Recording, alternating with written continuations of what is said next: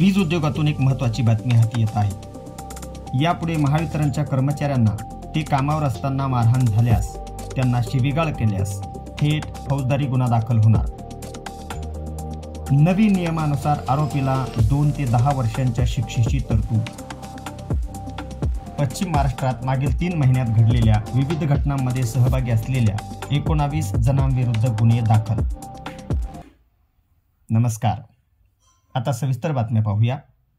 वीज ग्राहकांच्या सेवेसाठी अहोरात्र कर्तव्य बजावणारे ऊन, वारा, पाऊस, महापूर, चक्रीवादळे अशाही परिस्थितीत लोकांच्या घरात उजेड व्हावा, तो कायम राहावा यासाठी काम करणारे महावितरण कंपनीचे कर्मचारी, अधिकारी, अभियंते सध्या मात्र प्रचंड दबावाखाली काम करीत आहेत।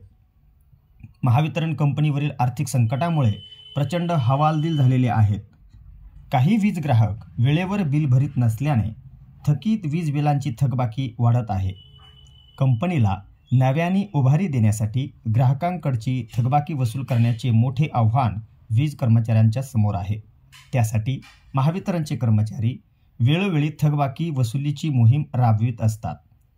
विशेषतः थकबाकी वसुली दरम्यान या कर्मचाऱ्यांना काही ग्राहकांकडून किंवा गल्लीतील भाई दादांकडून शिवीगाळ करणे, मारहाण करणे, तर काही प्रसंगी धक्काबुक्कीचे प्रकार होत असतात। काही प्रसंगी वीज कर्मचाऱ्यांना जबर मारहाण करण्यात आल्याच्याही घटना घडल्या आहेत। त्यामुळे वीज कर्मचाऱ्यांमध्ये प्रचंड असंतोष निर्माण झाला होता। या बाबींची गंभीर दखल घेऊन संबंधित मारहाण करणाऱ्यांविरुद्ध फौजदारी कारवाई करून त्यांना तात्काळ अटक करण्याचा नियम बनवण्यासाठी वीज कर्मचाऱ्यांची मागणी होती। त्याला वरिष्ठ पातळीवरून प्रतिसाद मिळाला असून यापुढे महावितरणच्या कर्मचाऱ्यांना कामावर असताना मारहाण केल्यास थेट फौजदारी गुन्हा दाखल करण्यात येणार आहे। या गुन्ह्यात भारतीय दंड संहितेनुसार सरकारी कामात अडथळा आणणे, कलम 353, कर्मचाऱ्यांशी वाद घालणे, अपशब्द वापरणे, शिवीगाळ करणे यासाठी कलम 504, कर्मचाऱ्यांना धमकी देणे कलम 506, कर्मचाऱ्यांना मारहाण करणे कलम 332 व 333, वीज कार्यालयात अनधिकृतपणे प्रवेश करून तोडफोड करणे, शासकीय मालमत्तेचे नुकसान करणे, शासकीय कार्यालयात गोंधळ घालणे यासाठी कलम 427, कलम 143, कलम 148 व 150, तसेच अनधिकृतपणे जमाव गोळा करणे यासाठी कलम 141 व 143 आदी भारतीय दंडविधानाच्या कलमान्वये कारवाई करण्यात येणार आहे। या कलमांनुसार आरोपीला किमान 2 ते जास्तीत जास्त 10 वर्षांपर्यंत तुरुंगवासाची तरतूद आहे। गेल्या 3 महिन्यात पश्चिम महाराष्ट्रात वीज कर्मचाऱ्यांना मारहाण व धक्काबुक्की करण्याचे अनेक प्रकार घडले होते। त्यामध्ये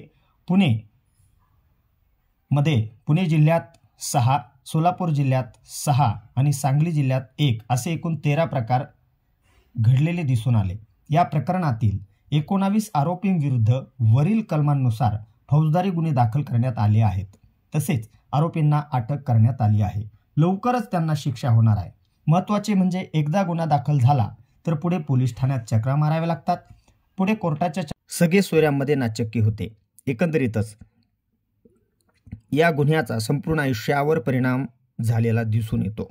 म्हणून सर्वांनी सावध राहावे। तसं पाहता वीज कनेक्शन घेताना प्रत्येक वीज ग्राहक शपथपत्रावर लिहून देत असतो की मी भविष्यात कंपनीच्या नियमाप्रमाणे माझे वीज बिल वेळेवर भरेल, ती माझी जबाबदारी आहे। बिल न भरू शकल्यास वीज नियामक आयोगाच्या तरतुदीनुसार होणाऱ्या कारवाईस मी पात्र असेल। परंतु तरीही काही वीज ग्राहक वेळेवर बिल भरीत नाही। अशा ग्राहकाला वारंवार आवाहन करूनही वीज बिलांचा वेळेत भरणा न करणाऱ्या थकबाकीदारांचा वीज पुरवठा नियमानुसार खंडित करण्याची कारवाई वीज कर्मचाऱ्यांना नाईलाजाने करावी लागते।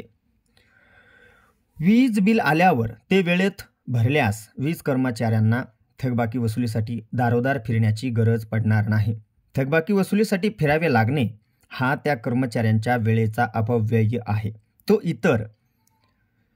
तो वेळ इतर कर्मचारी, ग्राहकांच्या व कंपनीच्या महत्त्वाच्या सेवांवर वापरता येऊ शकतो। असे असूनही महावितरणचे कर्मचारी, अधिकारी, अभियंते थकबाकीदाराकडे जाऊन वीज बिलांची थकीत रक्कम भरण्याची विनंती करीत आहे। मात्र ती अभेरूनच कर्मचाऱ्यांनाच शिवीगाळ व मारहाणीचे प्रकार घडल्याचे दिसून येते। शासकीय कामात अडथळा आणणे, सरकारी कर्मचाऱ्यांना मारहाण करणे, कार्यालयाची तोडफोड करणे या प्रकरणांमध्ये भारतीय दंडविधानाच्या विविध कलमान्वये शिक्षेची तरतूद आहे. महावितरणचे अभियंते, अधिकारी, कर्मचारी शासकीय कर्तव्य बजावतात, त्यांना ते नीटपणे बजावता यावे यासाठी शिवीगाळ व मारहाण प्रकरणांमध्ये फौजदारी गुन्हे दाखल करून त्यांना तात्काळ कारवाई करून अटक करण्यासाठी महावितरणच्या उच्च स्तरावरून कारवाई करण्यात आली आहे.